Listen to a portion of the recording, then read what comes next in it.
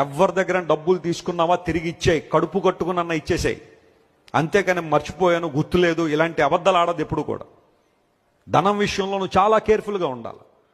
అవసరతలో నీకు సహాయపడ్డారని ఎవరైనా నువ్వు గుర్తించినప్పుడు, వాళ్ళకి అవసరం వచ్చినప్పుడు నువ్వు ఆ డబ్బులు వాళ్ళకి తిరిగి ఇచ్చేయాలి. ఈరోజు పరిస్థితి ఎలా అయిపోయిందంటే, అప్పులు ఇచ్చిన వాళ్ళు మళ్ళీ ఆ డబ్బులు వాళ్ళకి ఎందుకు కావాలో ఎక్స్ప్లెయిన్ చేయాల్సి వస్తుంది.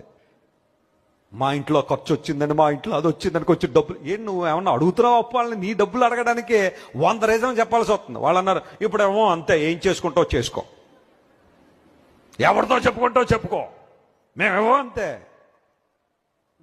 దేవుడు వసూలు చేస్తాడు ఒక రోజు. జాగ్రత్త సుమా, ఎంత వసూలు చేయాలి అంత వసూలు చేస్తాడు నీ దగ్గర. మరొక విధానాలు ఆయన వేసి ఆయనకు ఉంటాయి. నువ్వు ఎవరికైనా డబ్బులు ఇవ్వాల్సి వస్తే కడుపు కట్టుకుని ఇచ్చేసే. రుణం ఉండద్దు ఎవరికి. చాలాసార్లు మనం సెల్ఫిష్ మోటివ్స్లో ఉంటున్నాం. నేను బాగుండాలి, నేను బాగుంటే చాలు, నేను సంపాదించిన ఎవరి దగ్గర డబ్బులు